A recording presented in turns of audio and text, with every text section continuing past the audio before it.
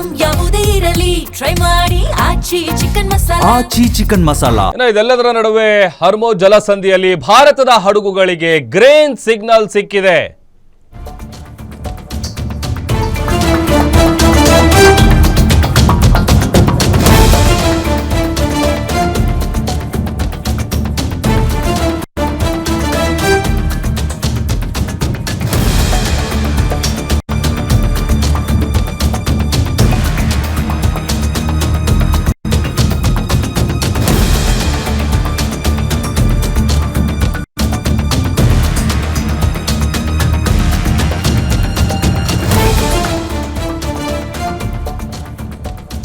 ಹಾರ್ಮೋಜ್ ಜಲಸಂಧಿಯಲ್ಲಿ ಭಾರತದ ಹಡಗುಗಳಿಗೆ green signal ಸಿಕ್ಕಿದೆ.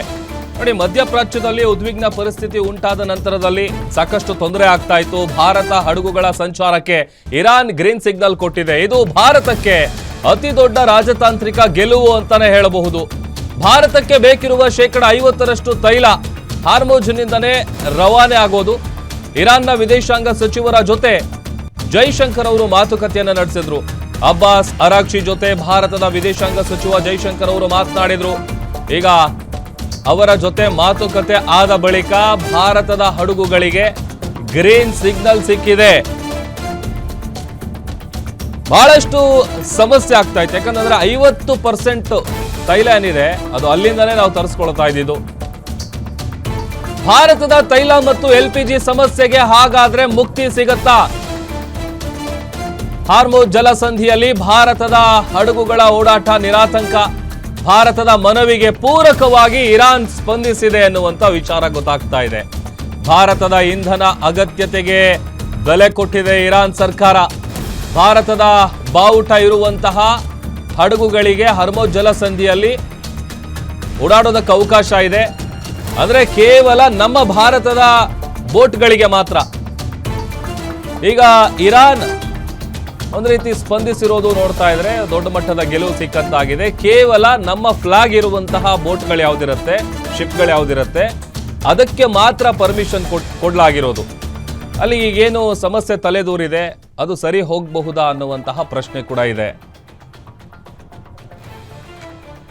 ಒಂದಷ್ಟು ಡೀಟೇಲ್ಸ್ ಕೊಡ್ತಾರೆ ನಮ್ಮ digital editor Dilip. News desk ಇಂದ ಲೈವ್ ಜಾಯ್ನ್ ಆಗ್ತಾ ಇದ್ದಾರೆ. ದಿಲೀಪ್, ಹಾರ್ಮೋಜ್ ಜಲಸಂಧಿಯಲ್ಲಿ ಸಿಕ್ಕಾಪಟ್ಟೆ ತೊಂದರೆ ಆಗ್ತಾ ಇತ್ತು. ಈಗ ಇರಾನ್ ಸರ್ಕಾರ ಕೇವಲ ಭಾರತದ ಹಡಗುಗಳಿಗೆ ಮಾತ್ರ ಗ್ರೀನ್ ಸಿಗ್ನಲ್ ಕೊಟ್ಟಿದೆ ಅನ್ನುವಂಥ ವಿಚಾರ ಗೊತ್ತಾಗ್ತಾ ಇದೆ.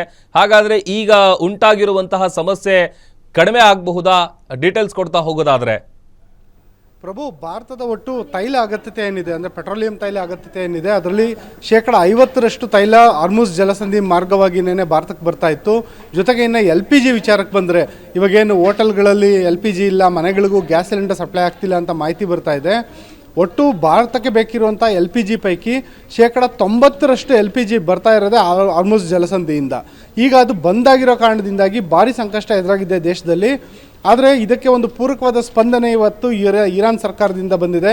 ನಮ್ಮ ಭಾರತದ ವಿದೇಶಾಂಗ ಸಚಿವ ಜೈಶಂಕರ್ ಅವರೇನಿದ್ದಾರೆ ಅವರು ಇರಾನ್ನ ವಿದೇಶಾಂಗ ಸಚಿವ ಅಬ್ಬಾಸ್ ಅರಾಗ್ಚಿ ಜೊತೆ ಏನೊಂದು ಮಾತುಕತೆ ನಡೆಸಿದ್ರು. ಮಾತುಕತೆ ಬಳಿಕ ಇರಾನ್ ಸರ್ಕಾರ ಹಾರ್ಮುಜ್ ಜಲಸಂಧಿಯಲ್ಲಿ ಭಾರತದ ಹಡಗುಗಳಿಗೆ ಪ್ರವೇಶಕ್ಕೆ ಅವಕಾಶವನ್ನು ಕೊಟ್ಟಿದೆ. ಅಂದರೆ ಭಾರತದ ಧ್ವಜವನ್ನು ಹಾಕ್ಕೊಂಡಿರುವಂಥ ಹಡಗುಗಳು ಯಾವುದೇ ಬಂದ್ರೂ ಅದಕ್ಕೆ ಫ್ರೀ ಪಾಸ್ ಸಿಗುತ್ತೆ. ಇನ್ಮೇಲಿಂದ ಹಾರ್ಮುಜ್ ಜಲಸಂಧಿ ಮಾರ್ಗವಾಗಿ ನಿರಾತಂಕವಾಗಿ ಓಡಾಡ್ಬೋದು.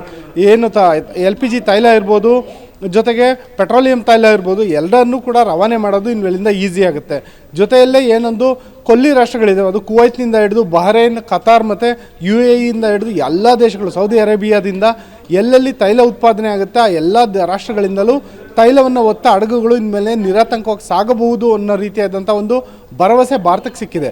ಆದರೆ ಇಲ್ಲೊಂದು ಸಮಸ್ಯೆ ಇರೋದೇನೆಂದರೆ ಆ ತೈಲ ಹೊತ್ತ ಹಡಗುಗಳು ಭಾರತಕ್ಕೆ ಬಂದು ಆನಂತರ ರಿಫೈನರಿಗಳಿಂದ ಅದು ಮನೆಗಳಿಗೆ ತಲುಪೋದಕ್ಕೆ ಇನ್ನೂ ಕೆಲವು ಸಮಯ ಬೇಕಾಗುತ್ತೆ. ಅದು ಒಂದು ಕಡೆ. ಆದರೆ ಮತ್ತೊಂದು ಕಡೆ ಇರಾನ್ ಏನೊಂದು ದಾಳಿ ನಡೆಸ್ತಾ ಇದೆ, ಕೊಲ್ಲಿ ರಾಷ್ಟ್ರಗಳಲ್ಲಿರುವಂಥ ರಿಫೈನರಿಗಳ ಮೇಲೆ ದಾಳಿ ನಡೆಸಿರೋದ್ರಿಂದ ಅಲ್ಲಿ ಎಷ್ಟು ಮಟ್ಟಿಗೆ ಪ್ರೊಡಕ್ಷನ್ ಆಗ್ತಿದೆ ಅನ್ನೋದು ಇಂಪಾರ್ಟೆಂಟ್ ಆಗುತ್ತೆ. ಒಂದು ಹಂತದಲ್ಲಿ ತೈಲದ ಉತ್ಪಾದನೆ ಆಗ್ತಿಲ್ಲ ಅಂದರೆ, LPGಯ ಎಕ್ಸ್ಟ್ರಾಕ್ಷನ್ ಆಗ್ತಿಲ್ಲ ಅಂದರೆ, ಆ ಸಂದರ್ಭದಲ್ಲಿ ಭಾರತದ ಹಡಗುಗಳಿಗೆ ಫ್ರೀ ಪಾಸ್ ಸಿಕ್ಕಿದ್ರೂ ಕೂಡ ಅಲ್ಲಿಂದ ತೈಲ ಸಾಗಣೆ ಮಾಡೋದಕ್ಕೆ ಭಾರತಕ್ಕೆ ಸಾಧ್ಯ ಆಗೋದಿಲ್ಲ. ಈ ರೀತಿಯಾದಂಥ ಸಮಸ್ಯೆಗಳು ಕೂಡ ಇದ್ದಾವೆ. ಆದರೆ ಒಂದು ಹಂತದಲ್ಲಿ ಇದು ಭಾರತಕ್ಕೆ ರಾಜತಾಂತ್ರಿಕ ಗೆಲುವು ಅಂತಲೇ ಹೇಳ್ಬೋದು. ಯಾಕೆಂದರೆ ಯಾವಾಗ ಫೆಬ್ರವರಿ 27ನೇ ತಾರೀಕು ಮೊದಲ ಬಾರಿಗೆ ದಾಳಿ ನಡೆಯಿತು ಅಮೆರಿಕ ಮತ್ತು ಇಸ್ರೇಲ್ನ ಪಡೆಗಳಿಂದ ಇರಾನ್ ಮೇಲೆ, ಆ ನಂತರ ಭಾರತದ ಹಡಗನ್ನೇ ಗುರಿಯಾಗಿಸಿ ಹಾರ್ಮುಜ್ ಜಲಸಂಧಿಯಲ್ಲಿ ಮೊದಲ ಬಾರಿಗೆ ದಾಳಿ ನಡೆಯಿತು. ಆ ನಂತರ ಬೇರೆ ಎಲ್ಲ ದೇಶದ ಹಡಗುಗಳ ಸಂಚಾರ ನಿಂತೋಗಿತ್ತು. ಇದೀಗ ಭಾರತದ ಹಡಗಿಗೆ ಮೊದಲಿಗೆ ಅವಕಾಶ ಕೊಡಲಾಗಿದೆ ಬರೋದಕ್ಕೆ. ಇಲ್ಲಿ ಇನ್ನೊಂದು ಪ್ರಮುಖ ವಿಷಯ ಏನಂದರೆ, ಯಾವಾಗ ಇರಾನ್ ಸರ್ವೋಚ್ಚ ನಾಯಕ ಅಯಾತುಲ್ಲಾ ಖಮೇನಿಯವರ ನಿಧನ ಆಯಿತು, ಅವರ ಹತ್ಯೆ ಆಯಿತು, ಆ ಸಂದರ್ಭದಲ್ಲಿ ಭಾರತ ವಿಷಾದ ವ್ಯಕ್ತಪಡಿಸಲಿಲ್ಲ ಅಂತೇಳ್ಬಿಟ್ಟು ಭಾರತದಲ್ಲಿ ಕೂಡ ಒಂದು ಆಕ್ರೋಶದ ಧ್ವನಿ ಕೇಳಿಬಂದಿತ್ತು.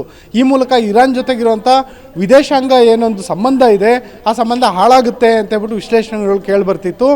ಆದರೆ ಇರಾನ್ ಮತ್ತು ಭಾರತದ ನಡುವೆ ವಿದೇಶಾಂಗ ಸಂಬಂಧಗಳು ತುಂಬ ಗಟ್ಟಿಯಾಗಿದೆ ಅನ್ನೋದಕ್ಕೆ ಈಗ ಸಿಕ್ಕಿರುವಂಥ ಒಂದು ರಾಜತಾಂತ್ರಿಕ ಗೆಲುವು ಒಂದು ಅತ್ಯುತ್ತಮ ಉದಾಹರಣೆ ಅಂತ ಹೇಳ್ಬೋದು. ಓಕೆ, ಥ್ಯಾಂಕ್ ಯು ದಿಲೀಪ್ ನಿಮ್ಮೆಲ್ಲ ಡೀಟೇಲ್ಸ್ಗಾಗಿ.